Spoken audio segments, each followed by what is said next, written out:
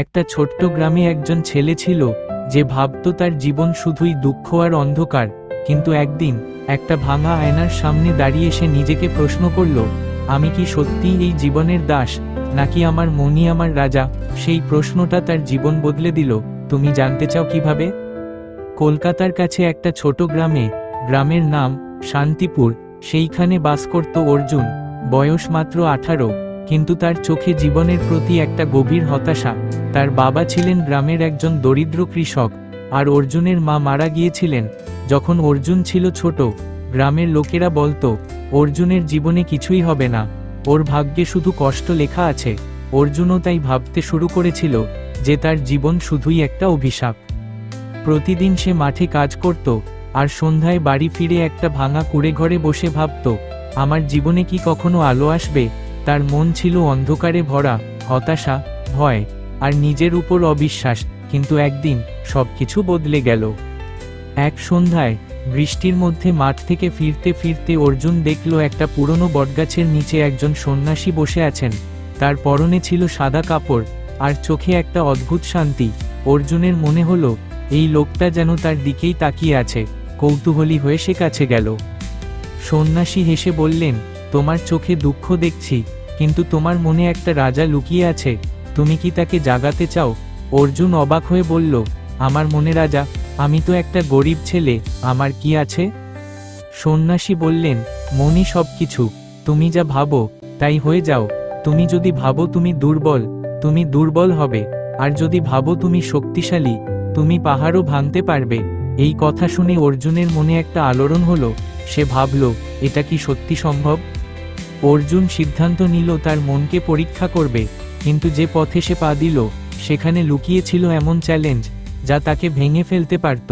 তবু সে থামল না। তুমি কি দেখতে চাও কিভাবে একটা সাধারণ ছেলে তার মনের শক্তিতে অসাধারণ হয়ে উঠল? পরের দিন থেকে অর্জুন তার জীবন বদলানোর চেষ্টা শুরু করল। সে প্রতিদিন সকালে উঠে নিজেকে বলতো, আমি শক্তিশালী, আমি আমার ভাগ্য বদলাতে পারি। প্রথমে এটা তার কাছে হাস্যকর লাগলো, কিন্তু ধীরে ধীরে তার মনে একটা নতুন আলো জ্বলতে শুরু করলো। গ্রামে একটা বড় সমস্যা ছিল, মাঠে জল আসতো না, কারণ নদী থেকে সেচের ব্যবস্থা ছিল না। গ্রামের লোকেরা বলতো, এটা আমাদের ভাগ্য।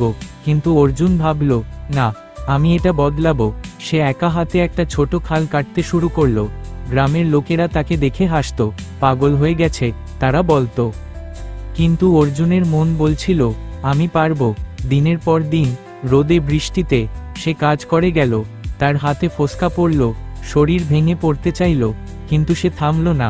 একদিন যখন খালটা নদীর কাছাকাছি পৌঁছল, গ্রামের কয়েকজন যুবক এগিয়ে এলো। তারা বলল, আমরাও তোর সঙ্গে কাজ করব। অর্জুনের মনের শক্তি তাদেরও জাগিয়ে দিয়েছিল। 1 মাস পর খালটা তৈরি হলো, নদীর জল মাঠে পৌঁছল, আর গ্রামের ফসল ফলতে শুরু করলো। যারা অর্জুনকে পাগল বলেছিল তারাই তাকে হিরো বলতে শুরু করলো। কিন্তু সত্যিকারের পরীক্ষা তখনও বাকি ছিল। যখন সবাই অর্জুনকে প্রশংসা করছিল, একটা বিপদ এলো যা তার সবকিছু ধ্বংস করে দিতে পারত। সে কি হার মানল, নাকি তার মনের রাজা তাকে বাঁচালো? একদিন একটা বড় ঝড় এলো, নদী ফুলে উঠল, আর খালটা ভেঙে গেল। গ্রামের লোকেরা আবার হতাশ হয়ে বলতে শুরু করলো, এটা আমাদের ভাগ্য। অর্জুনের মনেও একটা ভয় জেগেছিল। সে ভাবল, আমি কি ভুল করেছি? কিন্তু তখনই সে সন্ন্যাসীর কথা মনে করল। মনই সব কিছু। সে নিজেকে বলল, আমি হারব না। সে আবার কাজ শুরু করল, এবার আরও শক্ত করে খালটা বানাতে। গ্রামের লোকেরা তার দৃঢ়তা দেখে আবার তার সঙ্গে যোগ দিল। ঝড় থামার পর তারা একটা পাকা খাল তৈরি করল, যা আর কখনো ভাঙল না। অর্জুন শুধু গ্রামের জন্য খাল বানালো না, সে তার মনের শক্তি দিয়ে নিজের জীবনের রাজা হয়ে উঠল। আজ শান্তিপুরে লোকেরা তাকে মনের রাজা বলে ডাকে। তুমি কি তোমার মনের রাজাকে জাগাতে প্রস্তুত? কারণ মনে রাখো, মনই সব কিছু। তুমি যা ভাবো তাই হয়ে যাও। অর্জুনের গল্প গ্রামের সীমানা ছাড়িয়ে ছড়িয়ে পড়ল। লোকেরা তাকে দেখতে আসতো, তার কাছ থেকে শিখতে চাইতো, আর অর্জুন বুঝল জীবনের সবচেয়ে বড় শক্তি তার মনের মধ্যেই লুকিয়েছিল।